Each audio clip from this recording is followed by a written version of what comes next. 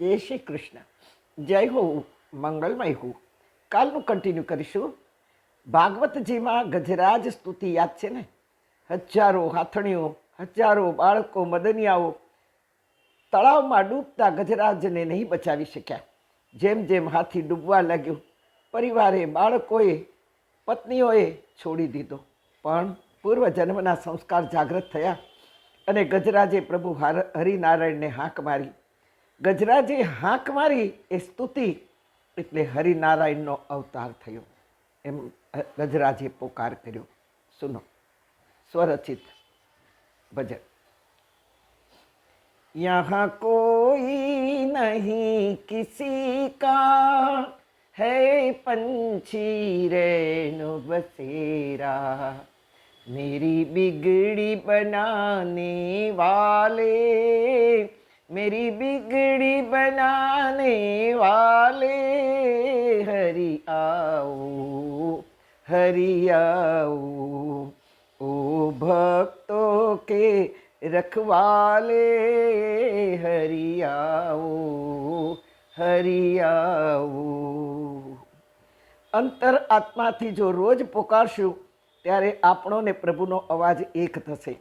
હકીકતમાં આપણો ભગવાન સાથે કોઈ સંપર્ક જ નથી. મને ઘણીવાર લોકો મળે ત્યારે પૂછે, મને ઓળખી?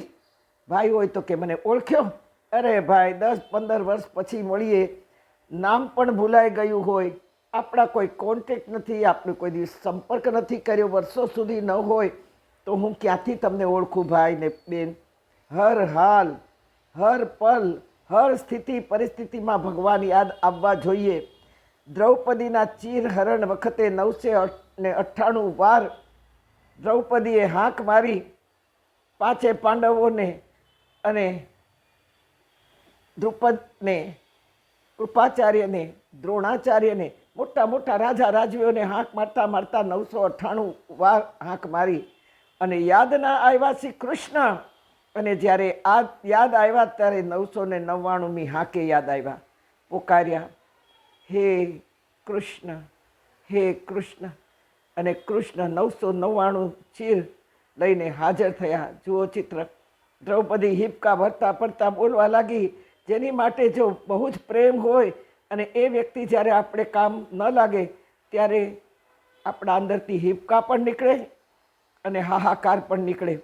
દ્રૌપદી હિબકા ભરતી ભરતી બોલી, તું મારી આ દશા કેમ જોઈ શક્યો? કૃષ્ણે કહ્યું, તારા બોલાવ્યા વગર હું ન આવું, અને જો આવતે તો યુધિષ્ઠિર કહેતે કે અમારા ઘરનો મામલો છે, કેશવ આપ દૂર રહો, તો મારું અપમાન તું સહન નહીં કરી શકતે અને આપણા સંબંધો હલી ગયા હોત. બેન, તારી એક એક હાંકે મેં એક એક વસ્ત્રો તૈયાર રાખ્યા છે. જો આ 999મી હાંકે આ બધા વસ્ત્રો આજ તને હું પૂરી રહ્યો છું. 999મી હાંકે ભગવાનને બોલાવ્યા અને બોલાવ્યા વગર ભગવાન પણ નહીં આવે. તેથી તો ગીતામાં જપનો મહિમા કીધો છે. યજ્ઞાનામ જપ યજ્ઞોસી સ્થાવરાણામ હિમાલય. જપનો મહિમા એટલો મોટો છે કે હિમાલય સુધી એના પડઘા પડે છે, હિમાલય સુધી એનો પ્રતાપ ને પ્રભાવ ઓળખાય છે. તેથી જપ યજ્ઞમાં એક પણ પાયની જરૂર નથી. નથી કોઈ સગા સંબંધીઓને બોલાવવાની જરૂર નથી, હોમ હવન કરવાની જરૂર નથી, કર્મકાંડ કરવાની જરૂર. માત્ર પલ પલ પોકારતા રહો.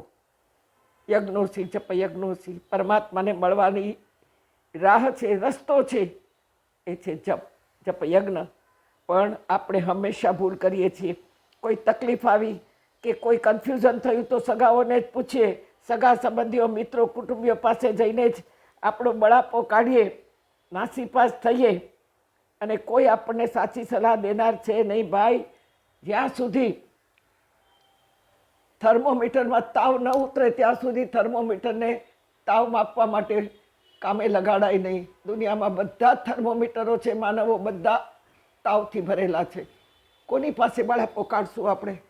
તેથી ભગવાન જ્યારે આ યાદ આવશે ત્યારે જ આપણું નસીબ બદલાશે અને ત્યારે જ આપણને રાહ મળશે, ત્યારે જ આપણા વસ્ત્રહરણને ચીરપૂરણ થશે. આ બાજુ ગજરાજ બચી ગયો, અને ચાલ્યો ગયો વનમાં બધાને છોડીને.